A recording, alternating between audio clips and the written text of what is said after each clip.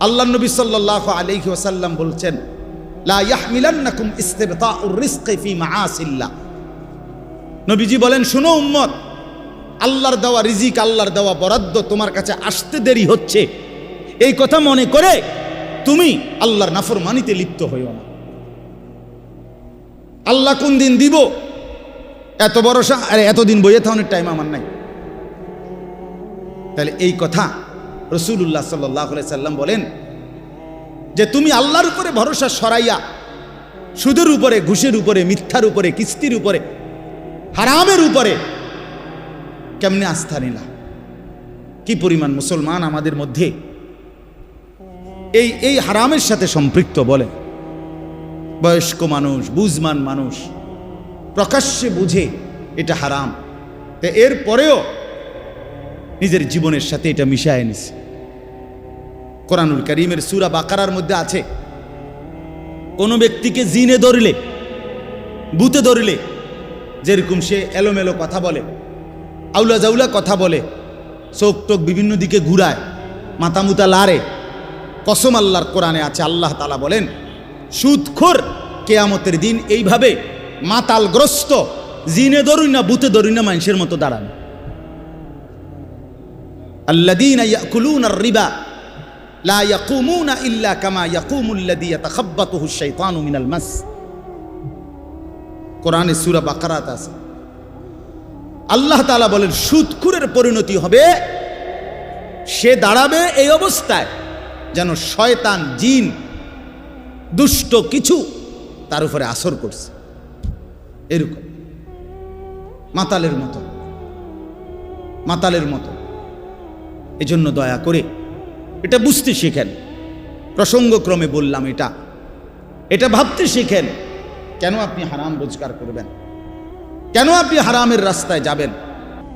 এই সূরা মাআরিজ, এই সূরার এই আয়াতের মধ্যে যেখান থেকে আমি পড়ছি 19 নম্বর আয়াত, আল্লাহ তাআলা মানুষের স্বাভাবিক একটা চরিত্র তুলে ধরছে। প্রথম, মানুষ মাত্রই তার স্বাভাবিক চরিত্রটা কেমন হয় আল্লাহ তাআলা এটা প্রথম তুলে ধরছেন।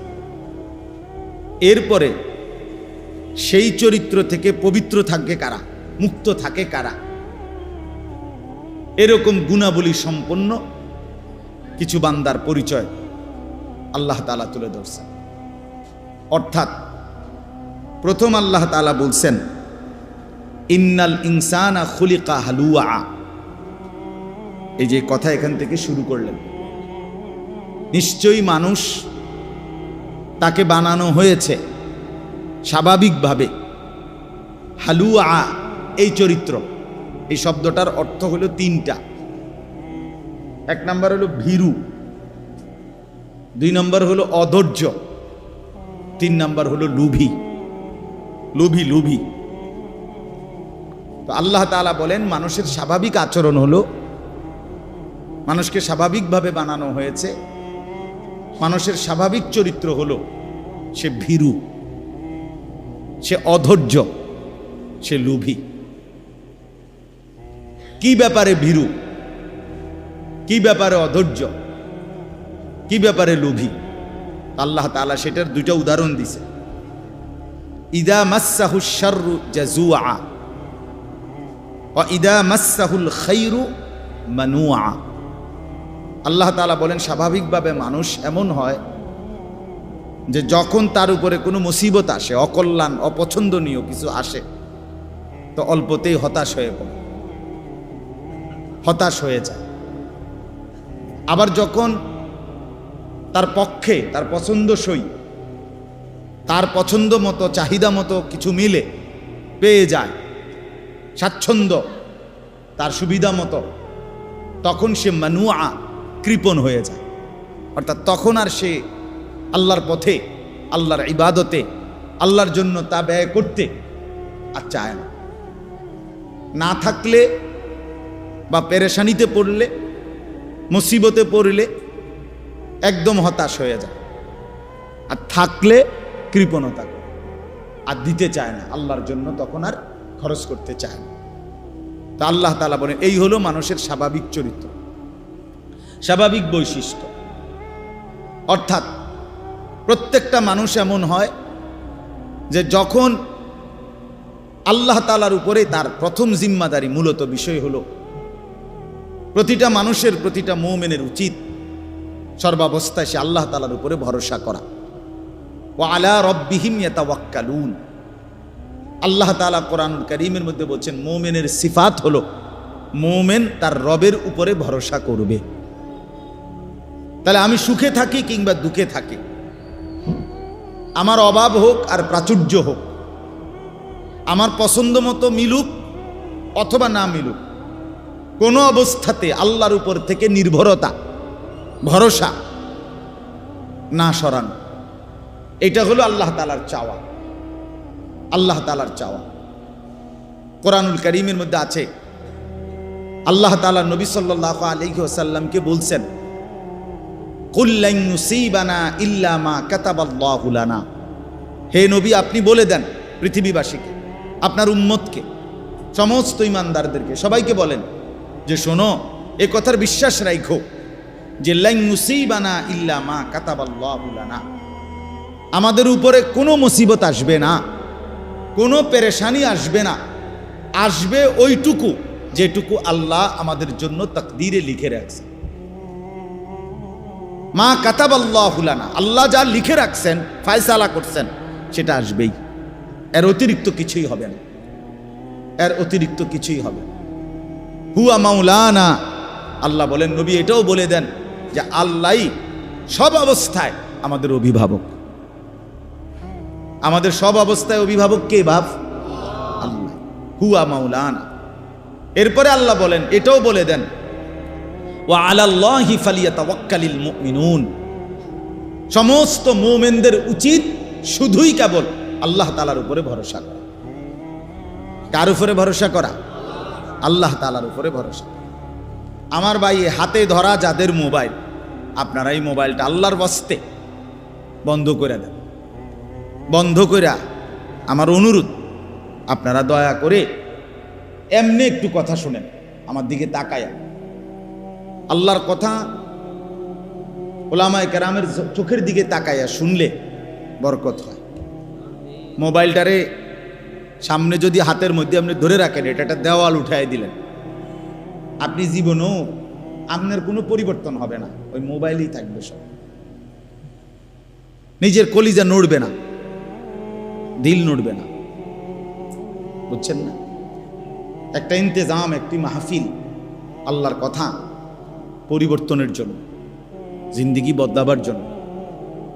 কলিজা যদি না নড়ে, বিবেক যদি না নড়ে, নিজের মধ্যে কিছুটা হইলেও যদি নড়াচড়া না আসে, তো শুনিলাম আমি যেমন ছিলাম তেমন, এভাবেই দিনের পর দিন, মাসের পর মাস, বছরের পর বছর, এটা তো হইতে পারে না, এটা তো উচিত না।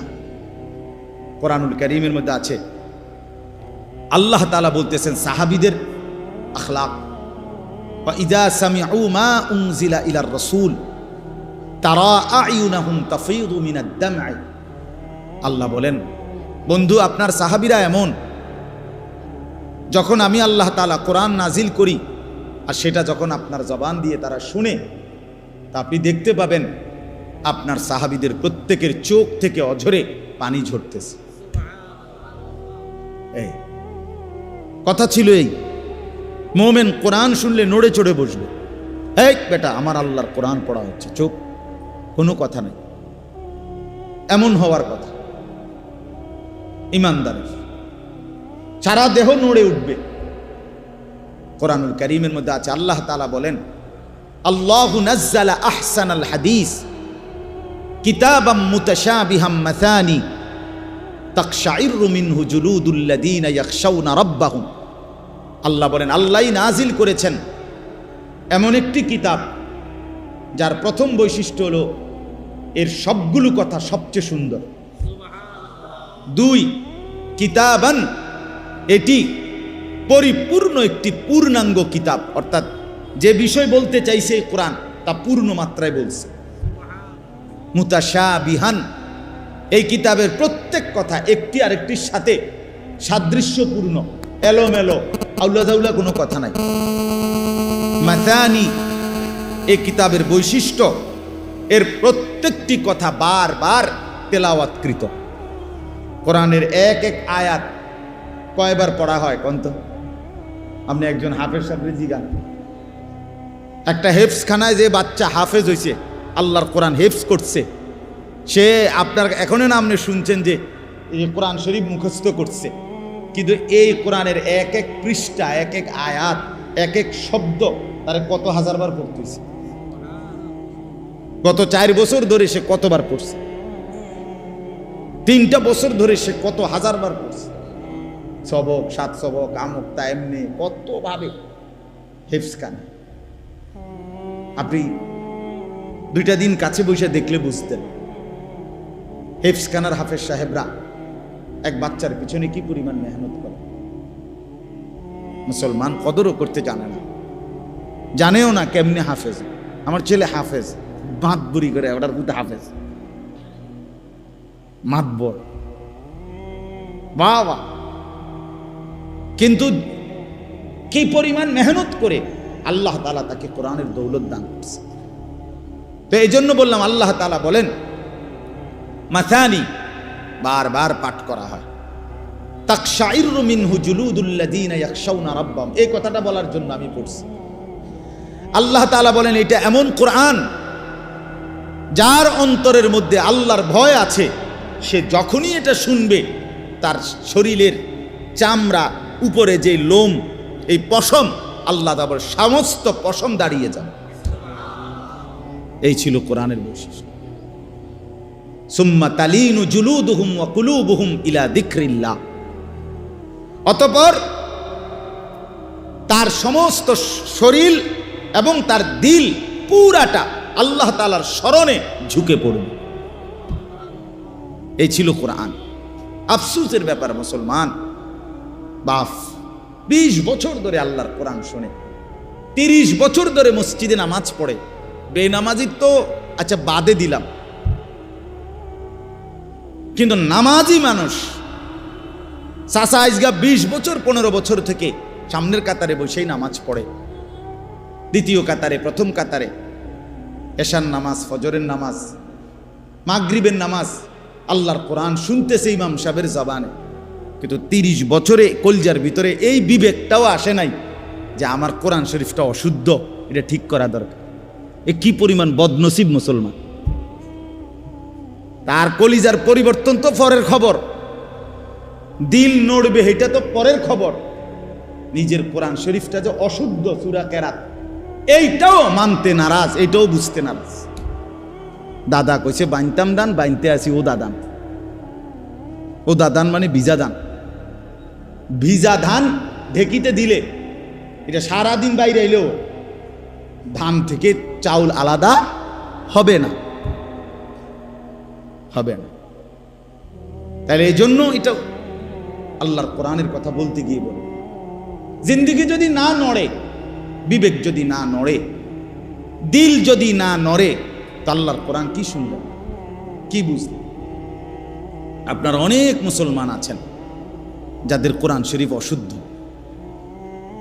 90 বছর বয়স, 50 বছর বয়স, 60 বছর বয়স, 30 বছর বয়স, একটা সূরাও ঠিক করে পড়তে পারেন না। এবং এটা যে অপরাধ, আমরা এটাই তার দিলেন, এইটা যে একটা পাপ, অন্যায়, এটা যে গুনাহ, এটা যে একটা দুর্ভাগ্য, এইটাও জান, এটাও জান। বছরের পর বছর এক তালে আস, এক তালে অশুদ্ধ, আত্তাহিয়াতু শুদ্ধ বলতে পারে না, দোয়ায়ে কুনুত শুদ্ধ পড়তে পারে না। এটা যে কোনো ঠিক করা দরকার, এই মানসিকতাও না। শব্দটা হলো সামি আইন, সামি আল্লাহু আইন, আমনে কোন সামি আল্লাহু লিমান হামিদা, সামিয়া এটা তো ইয়া, তো এটা কি হলো? আপনি 100 বছর পড়লেও তো এটা হয়েছে না। শব্দটা তো হলো আইন, আপনি তো করলেন ইয়া, সামি আল্লাহু লিমান হামিদা, সামিয়া তো না। আপনি তো বললেন হামজা, সামিআ, শব্দ তো হামজা না, শব্দ তো ইয়া না, শব্দ কি? আইন। তো আমরা আইন এটা শিখতে হইব না? এটা হলকের মাঝখান দিয়ে কেমনে উচ্চারণ করতে হয় এটা শিখতে হবে না আপনাকে? আপনার শুদ্ধ হবে কেমন? শুদ্ধ হবে কেমন? বড় যে কফ, কুল, কুল, এটা যদি কোনো আলেম থেকে কেউ মস্ক না করে, খুদার কসম সে ইহো জিন্দিগি তো সঠিক উচ্চারণ করতে পারবে না। কবর থেকে উঠতে আইলেও পারত না সে। এটা কোনো আলেম থেকে শিখতে হবে, কারণ বাংলাতে এ কফ এটার কোনো অক্ষর নেই। ছোট কাফের অক্ষর আছে ক, মানে ছোট কাফ যেটা, সেটার জন্য কি আছে? ক, ক, ক, খ, এ ক, এটা দ্বারা বোঝা গেল যে ছোট কাফ। কিন্তু কফ এটাই ঠিক আলেম থেকে শিখতে হবে, কারি সাহেব থেকে শিখতে হবে, নাইলে এটা শুদ্ধ হবে না। আপনি যদি অনুবাদ না, উচ্চারণওয়ালা কোরআন শরীফও পড়েন, কাম হইত না।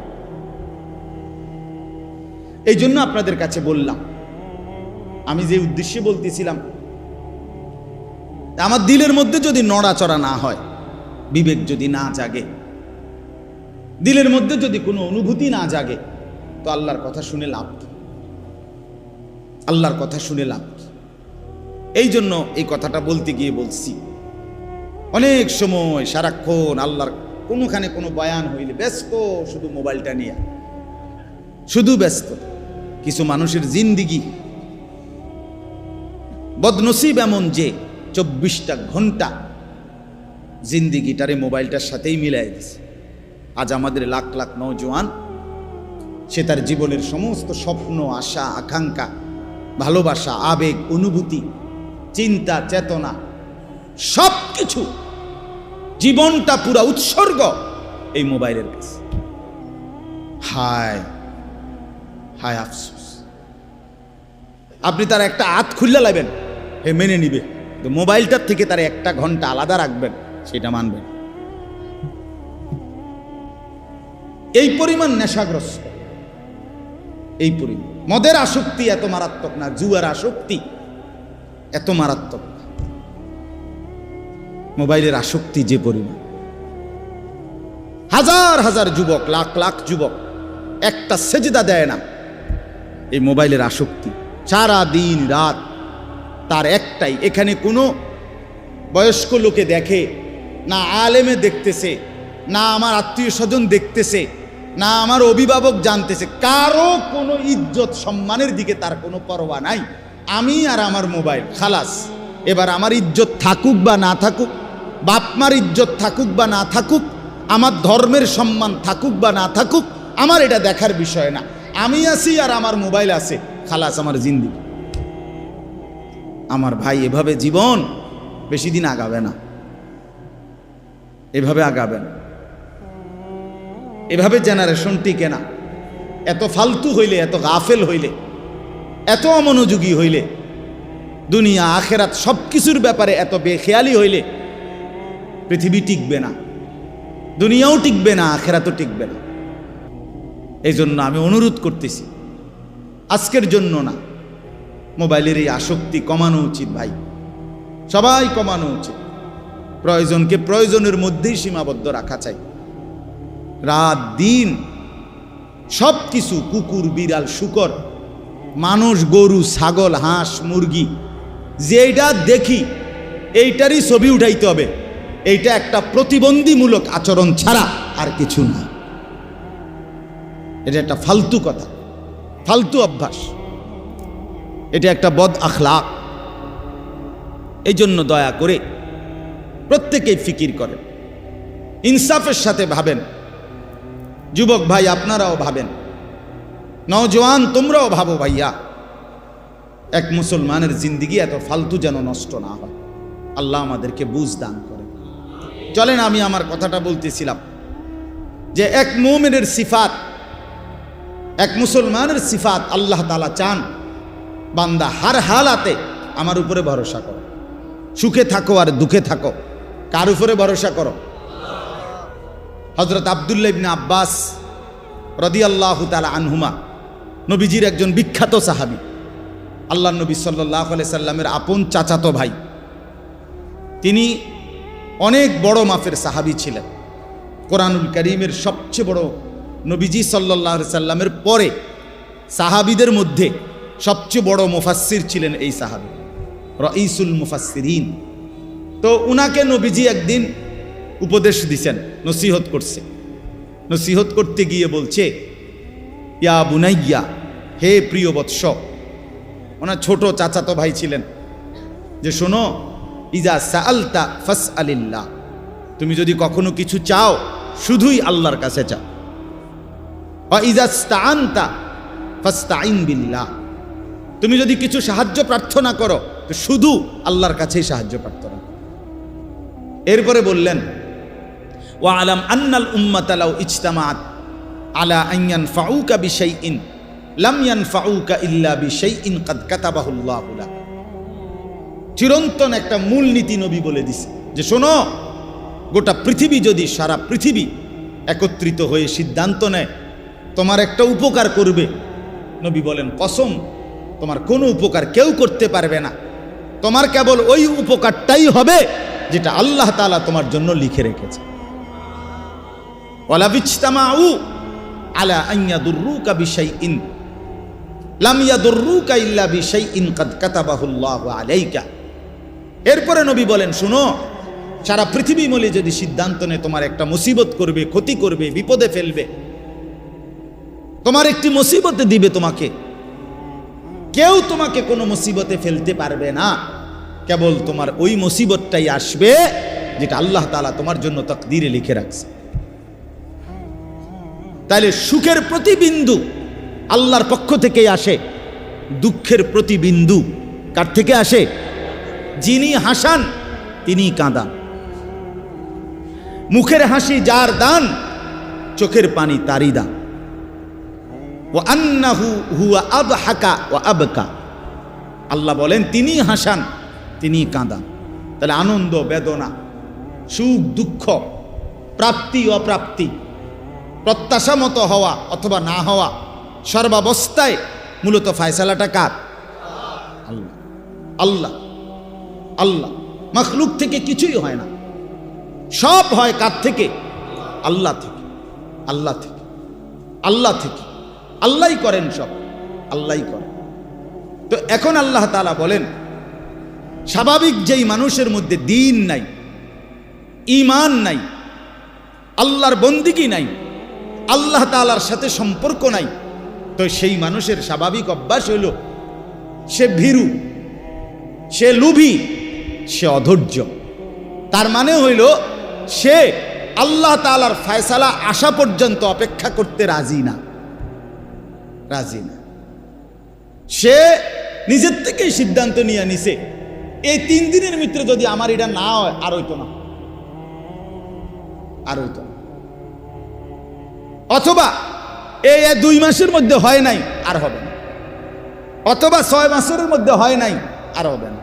অর্থাৎ যে কোনো বিষয়ে সে নিজের মধ্যে নিজেকেই নিজের উপরে বিচার করে, নিজের ফয়সালা, নিজের সিদ্ধান্ত, নিজের সব কিছু নিজের উপরেই রাখে, নিজের উপরে রাখে। এই হলো মানুষের স্বাভাবিক তবিয়ত, আমাদের স্বাভাবিক তবিয়ত। মনে করেন একজন হুজুরের কাছে বলছে, হুজুর আপনার গো কথা ধইরা টানা 2 মাস দোয়া করছি, শেষে বুঝছি হইতো না, এই লাইনে এইভাবে হইতো না। তখন কিভাবে হইব? এখন আপনি কিভাবে হবে? আজকে 12 বছর আপনার ছেলে হয় নাই, মনে করেন সন্তান নাই, আচ্ছা তো 12 বছর পরে এখন আপনি রাগ করলেন, রাগ করে এরপরে কাকে ডাকবেন? কথা বলেন না। এরপরে আর কেউ আসেনি, তা তাইলে আমার প্রত্যাশা মতো যদি হয় তবুও আমার আল্লাহ, আমার প্রত্যাশা মতো যদি নাও হয় তবুও কে? এ কথা তো বোঝা উচিত।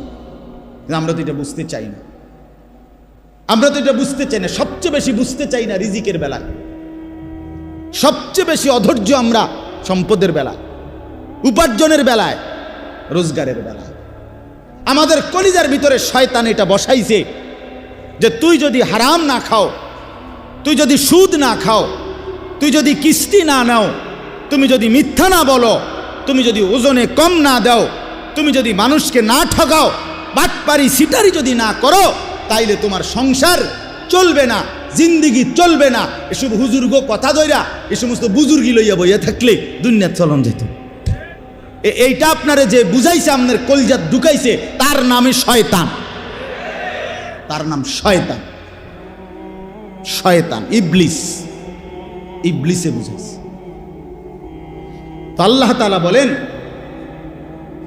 আমার বান্দা তুমি অল্পতেই ভীরু হয়ে যাও, তুমি আমার ফয়সালার অপেক্ষা করতে রাজি হও না, তুমি আমার আশা পর্যন্ত অপেক্ষা করতে চাও না, অপেক্ষা করতে চাও না। আজকে বলেন তো, ইনসাফের সাথে বলেন, যে মুসলমান বাবা 16 বছরের, 18 বছরের, 20 বছরের ছেলেটাকে দুনিয়ার দেশে হোক বা বিদেশে হোক উপার্জনের জন্য হয় বিদেশ পাঠাবে, নয়তো দেশে কোনো কামাই রোজগারি করাবে, এই জন্য সে প্রকাশ্যে স্পষ্টভাবে বুঝে শুই না সুদে টাকা নিল, কিস্তিতে টাকা নিল, হারামে টাকা নিল। তো সে কি বুঝাইতে চাইল আল্লাহকে? যে আল্লাহ, আপনার উপরে ভরসা করে বইয়া থাকলে আমার ভূতের কোহালে দুঃখ আছে। তো নয়তো কি, নয়তো কি বলেন, নয়তো কি?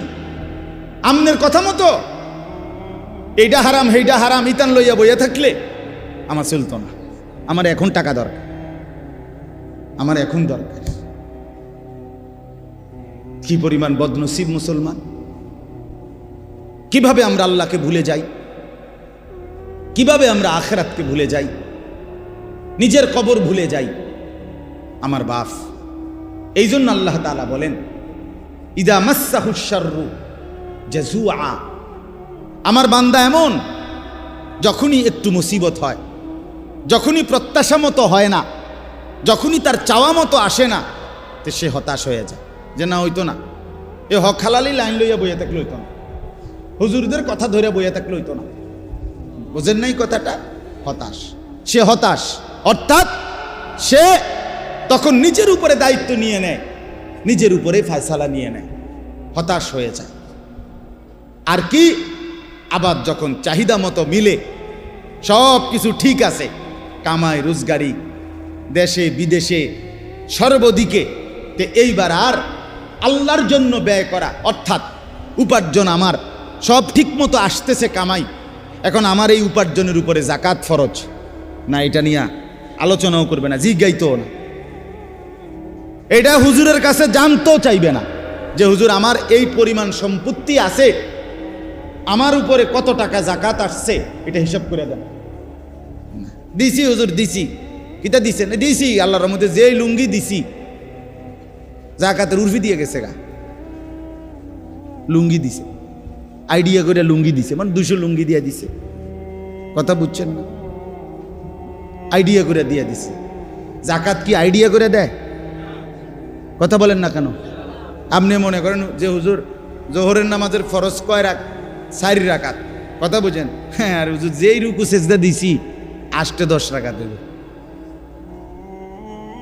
তে এই নামাজ হয়েছে তো? তো আপনার এত এত ভালো, অত ভালো না। আপনার এত বেশি করতে গেছে কিনা? আপনার 4 রাকাত গুণনা পড়তে গেছে, ঠিক কিনা বলেন? তাইলে আল্লাহ তাআলা বলেন, মানুষের স্বাভাবিক তবিয়ত হলো যখনই হতাশ হয়ে যায়, আল্লাহর উপর থেকে ভরসা হারিয়ে ফেলে, আর যখন পায় আসে তখনও সে কৃপণতা করে, বখিলি করে, আল্লাহর হক, আল্লাহর হুকুম পালন করতে কার্পণ্য করে। কি পরিমাণ মুসলমানের উপরে হজ ফরজ, কই আদায় করে, কই আদায় করে, কই স্বাভাবিক যেই চলার ক্ষেত ফসল, স্বাভাবিক যেই জমি জমা, এর মধ্যে থেকে যদি কোনো মুসলমান তার সংসারের প্রয়োজন মিটাবার মতো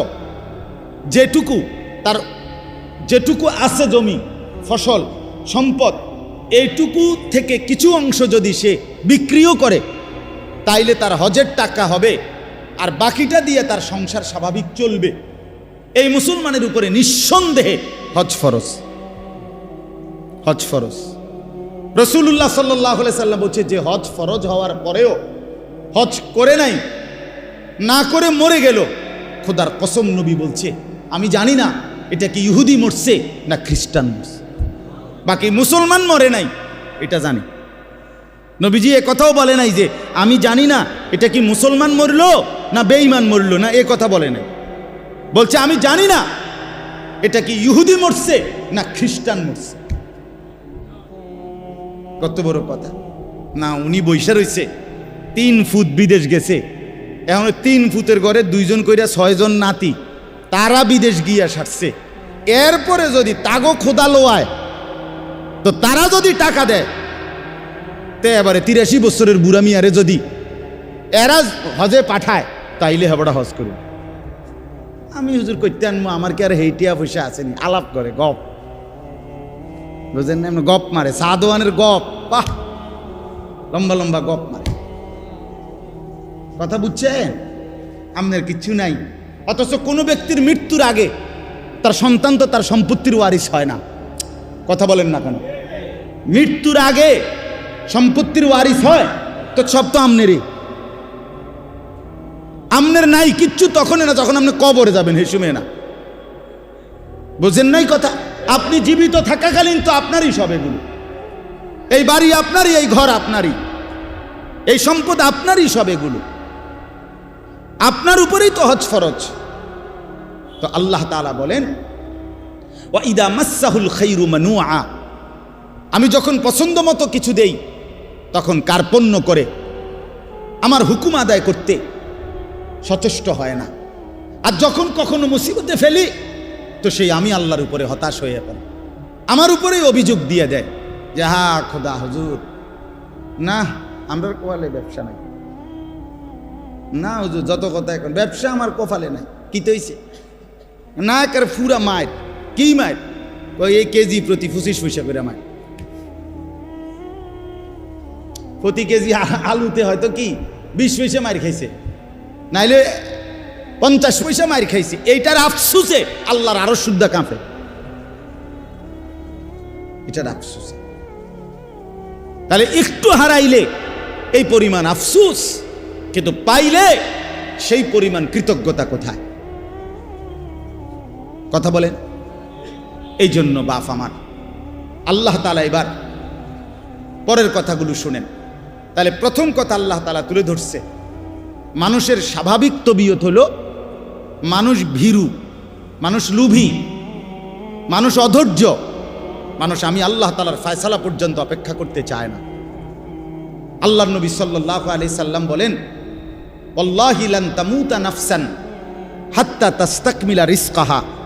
নবীজি বলেন আল্লাহর কসম উম্মত, তোমাদের কারো মৃত্যু হবে না তার জন্য বরাদ্দকৃত রিজিক পূর্ণ না করে। রিজিক পূর্ণ করেই মরবে। আল্লাহর নবী সাল্লাল্লাহু আলাইহি ওয়াসাল্লাম বলছেন লা ইয়াহমিলান্নাকুম ইস্তিবতাউর রিজকি ফি মাআসিল্লাহ। নবীজি বলেন শুনো উম্মত, আল্লাহর দেওয়া রিজিক, আল্লাহর দেওয়া বরাদ্দ তোমার কাছে আসতে দেরি হচ্ছে, এই কথা মনে করে তুমি আল্লাহর নাফরমানিতে লিপ্ত হইও না। আল্লাহ কোন দিন দিব এত ভরসা, আরে এতদিন বইয়ে থাকার টাইম আমার নাই। তাহলে এই কথা রাসূলুল্লাহ সাল্লাল্লাহু আলাইহি সাল্লাম বলেন যে তুমি আল্লাহর উপরে ভরসা সরাইয়া সুদের উপরে, ঘুষের উপরে, মিথ্যার উপরে, কিস্তির উপরে, হারামের উপরে কেমনে আস্থা নিলা? কি পরিমাণ মুসলমান আমাদের মধ্যে এই হারামের সাথে সম্পৃক্ত? বলে বয়স্ক মানুষ, বুঝমান মানুষ প্রকাশ্যে বুঝে এটা হারাম, তো এর পরেও নিজের জীবনের সাথে এটা মিশায় নিছে। কোরআনুল কারীমের সূরা বাকারার মধ্যে আছে, কোনো ব্যক্তিকে জিনে ধরলে, ভূতে ধরলে, যেরকম সে এলোমেলো কথা বলে, আউলা জাউলা কথা বলে, চোখ টোক বিভিন্ন দিকে ঘুরায়, মাথা মুতা লাড়ে, কসম আল্লাহর কোরআনে আছে, আল্লাহ তাআলা বলেন সুদখোর কিয়ামতের দিন এইভাবে মাতালগ্রস্ত, জিনে ধরুন না ভূতে ধরুন না মানুষের মতো দাঁড়াবে। আল্লাযীনা ইয়াকুলুনার রিবা লা ইয়াকুমুনা ইল্লা কামা ইয়াকুমুল্লাযী ইয়াতাখাব্বাতুহু আশ-শাইতানু মিনাল মাস। কোরআনে সূরা বাকারাত আছে। আল্লাহ তাআলা বলেন সুদখোরের পরিণতি হবে, সে দাঁড়াবে এই অবস্থায় যেন শয়তান, জিন, দুষ্ট কিছু তার উপরে আসর করছে, এরকম মাতালের মতো, মাতালের মতো। এজন্য দয়া করে এটা বুঝতে শিখেন। প্রসঙ্গক্রমে বললাম, এটা ভাবতে শিখেন। কেন আপনি হারাম রোজগার করবেন? কেন আপনি হারামের রাস্তায় যাবেন? একটা কথা জরুরি মনে রাখেন বাপ, আল্লাহ তাআলা কোরআনুল কারীমের মধ্যে আছে 2টা আয়াত, একই রকম আল্লাহ বলছে। আল্লাহ বলছে, আমি আদম থেকে মুহাম্মদ সাল্লাল্লাহু আলাইহি সাল্লাম যত নবী এবং রসুল পাঠিয়েছি, এই 1.25 লাখ নবী, 1,24,000 বা 2,24,000 বা তার চাইতে বেশি কম, আল্লাহ পাক সকল নবীকে বলছেন 2টা কথা। এক, তোমরা হালাল খাও, অতঃপর আমি আল্লাহর বন্দেগী করো, অতঃপর আমার বন্দেগী করো। ইয়া আইয়ুহার রুসুল কুলু মিনাত তাইয়্যিবাত ওয়া আমালু সালিহা, হে রাসূলগণ তোমরা হালাল খাও এবং নেক আমল করো। আল্লাহর নবী সাল্লাল্লাহু আলাইহি সাল্লাম বলেন, উম্মত শোনো, হে মুমিনরা তোমরাও শোনো। নবীজি বলছে, সমস্ত নবীকে আল্লাহ তাআলা এই কথাইটা যেরকম হুবহু বলছেন, খোদার কসম আল্লাহ মুমিন ইমানদার বান্দাদেরকেও এই কথাটা হুবহু নবীদের মতো করে ইমানদারদেরকেও বলছেন। ইয়া আইয়ুহাল্লাযীনা আমানু কুলু মিন তাইয়্যিবাতি মা রাযাকনাকুম। আল্লাহ তাআলা বলেন, হে ইমানদারগণ তোমরা আল্লাহর দেওয়া রিজিকের হালাল যা তাই ভক্ষণ করো, তাই ভক্ষণ করো। আশকুরুলা, আল্লাহর শুকর আদায় করো। ইন কুনতুম ইয়াহু তা'বুদুন, যদি আল্লাহর বন্দেগী করতে চাও তাহলে আল্লাহর ইবাদতের জন্য হালাল খাও। তাহলে হালাল খাওয়া ইবাদতের জন্য বাধ্যতামূলক, নবীদের জন্য, উম্মতের জন্য। কথাটা বুঝছেন কিনা? তিরমিজি শরীফের হাদিসের মধ্যে আছে, রাসূলুল্লাহ সাল্লাল্লাহু আলাইহি সাল্লাম একদিন সচক্ষে দেখলেন কাবা ঘরের গিলাফ ধইরা, চুল এলোমেলো, অনেক দূর থেকে সফর করে আসছে, বড় বেশি কাকুতি মিনতি করে আল্লাহর কাছে 2 হাত তুলে এক লোক আল্লাহর কাছে ফরিয়াদ করতেছে, ইয়া রব, ইয়া রব, আয় আল্লাহ আমাকে এই দেন, এই দেন, এটা দেন, ওইটা দেন, ওইটা দেন। নবীজি সাহাবীদেরকে দেখাইয়া বললেন, দেখো ওই লোকটার দিকে দেখো, মাতআমুহু হারাম, মাশরাবুহু হারাম, মালবাসুহু হারাম, গুযিয়া বিল হারাম, ফাআন্না ইউস্তাজাবু লাহু। নবী সাল্লাল্লাহু আলাইহি সাল্লাম বলেন, দেখো সে যা খেয়েছে হারাম, সে যা পান করেছে তাও হারাম, সে যে পোশাক পরছে তাও হারাম, তার শরীরের যে গোশতগুলো হয়েছে এইটাও হারাম। সে কাবা ঘর মাথাত লইয়া লাইলে কি লাভ হবে? কিভাবে তার দোয়া কবুল হবে? রাসূলুল্লাহ সাল্লাল্লাহু আলাইহি সাল্লাম বলেছেন, ফাআন্না ইউস্তাজাবু লাহু। এই বাপ নিজের উপরে কদর করেন, নিজের উপরে রহম করেন। যেই সন্তানের জন্য, যে স্ত্রী পুত্র পরিজনের জন্য হারাম খাইলেন, সুদ খাইলেন, ঘুষ খাইলেন, মিথ্যা বললেন, চুরি করলেন, ওজনে কম দিলেন, কাস্টমারকে ঠকাইলেন, বাটপারি সিটারি করলেন, আল্লাহর কসম, আল্লাহর কসম, আল্লাহর কসম, আখিরাত তো মিলবেই না, কবর তো মিলবেই না, দুনিয়াও মিলবে না। এই নাফরমান সন্তান আপনার মৃত্যুর পরে আপনারে মনে রাখবে না, রাখবে না, রাখবে না। দৈন্তান নয় কান্না। আমনে কবরের থেকে 20 বছর পরে আইসা, 10 বছর পরে আইসা দেখে যাইয়েন আমনের ঘরে আপনার রেখে যাওয়া স্মৃতির কিচ্ছু নাই, কিচ্ছু নাই। পরবর্তী 20 বছরের ব্যবধানে খাট, পালং, সোফা, ফার্নিচার, কাছের ফ্লেট, নুনের বাড়ি, আমনে যেগুলো জমায়ে দিয়ে গেছিলেন এটি নাই। জিজ্ঞাসা করবেন শুধু ফুত নাতিরে, কিরে বাবা আমারগুলা কই? বলবে এগুলো এখন চলে না, এগুলা ওল্ড মডেল, হালাই দিছি বউ তাকে।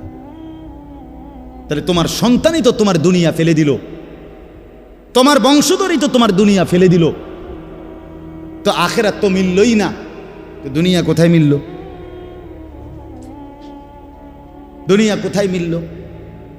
এই জন্য আল্লাহর দোহাই, অনুরোধ করছি, কোনোভাবেই জিফুত পালনের লাইগাও সন্তান বংশধর ফ্যামিলি পরিবারের মুখে হাসি ফুটানোর জন্য ওদেরকে নিজেকে জাহান্নামের আগুনে ফেলে দিয়েন। ওই মুখে হাসি ফোটে না, ওই মুখে জাহান্নামের আগুন পুড়বে, আগুন পুড়বে।